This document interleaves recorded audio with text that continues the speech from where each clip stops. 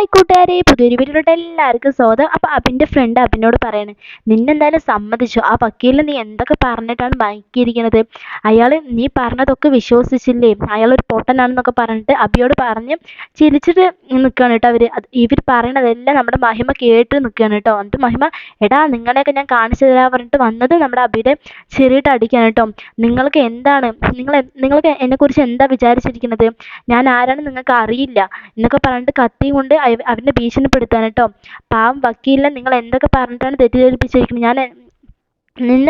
നിന്നെ എനിക്ക് ഇഷ്ടമല്ല എന്ന് അറിഞ്ഞിട്ടും നീ നിൻ്റെ വലയിൽ എന്നെ വീഴ്ത്താൻ നോക്കുമ്പോൾ എനിക്ക് എത്ര നാണവും മാനവും ഉണ്ടെന്ന് എനിക്ക് മനസ്സിലാക്കാനുള്ളതേ ഉള്ളൂ.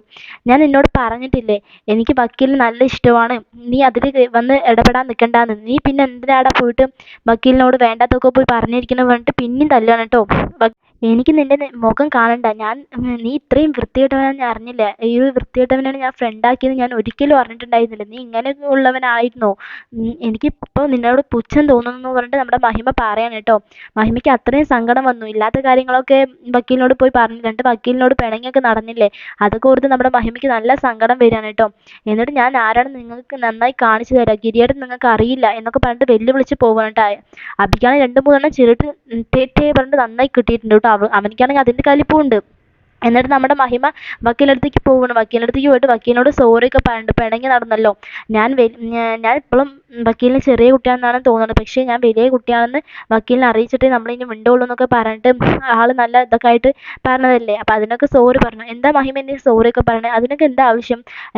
എല്ലാ വക്കീലേ, ഈ അബി പറഞ്ഞവനുണ്ടല്ലോ, അബി വക്കീലിനെ എന്തൊക്കെയോ പറഞ്ഞ് തെറ്റിദ്ധരിപ്പിച്ചിട്ടുണ്ട്, പക്ഷെ അതൊക്കെ നുണയാണ്, എനിക്കറിയില്ല അതൊന്നും പറഞ്ഞിട്ട് നമ്മുടെ മഹിമ ഓരോന്ന് പറയാനായിട്ട്. അപ്പോഴാണ് നമ്മുടെ വക്കീലിന് തിരിച്ചറിവ് വരുന്നത് അബി പറഞ്ഞതൊക്കെ നുണയെന്ന്. നമ്മുടെ മുകുന്ദൻ അബിയെക്കുറിച്ച് നേരത്തെ അറിയാം, പക്ഷേ അവൻ പറഞ്ഞ എല്ലാ സത്യങ്ങളും എല്ലാം സത്യമാണ് പറഞ്ഞിട്ട് നമ്മുടെ മുകുന്ദൻ വിശ്വസിച്ച് പോയി. അങ്ങനെയുള്ള ഒരു നുണയാണ് അവൻ ഉണ്ടാക്കി പറഞ്ഞത് കേട്ടോ.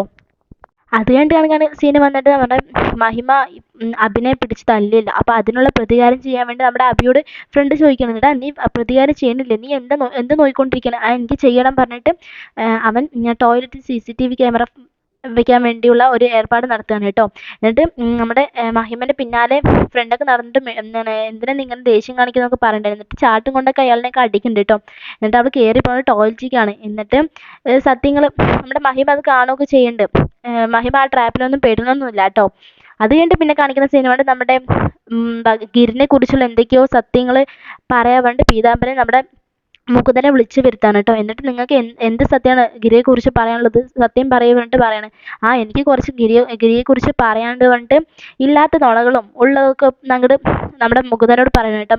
മുകുന്ദനാണ് അത് കേൾക്കുമ്പോൾ ദേഷ്യം വേണം. കാരണം ഗിരി ഇങ്ങനെയൊന്നും എന്നോട് പറഞ്ഞിട്ടില്ല, ഞാൻ അത്രയും അവൻ്റെ ഉറ്റ ഫ്രണ്ടായിട്ട് അവൻ എന്നോട് ഇതൊന്നും പറഞ്ഞിട്ടില്ല, മറച്ചു വെച്ചു എന്നൊക്കെ പറഞ്ഞിട്ട് നമ്മുടെ മുകുന്ദനാണ് നല്ല ദേഷ്യം വരികയാണ് കേട്ടോ. അപ്പോൾ ഇന്നത്തെ എപ്പിസോഡ് ഇതൊക്കെയായിരിക്കും. വീഡിയോ ഇഷ്ടമായി ലൈക്ക് ചെയ്യുക, ഷെയർ, സബ്സ്ക്രൈബ് ചെയ്യുക. Thanks for watching.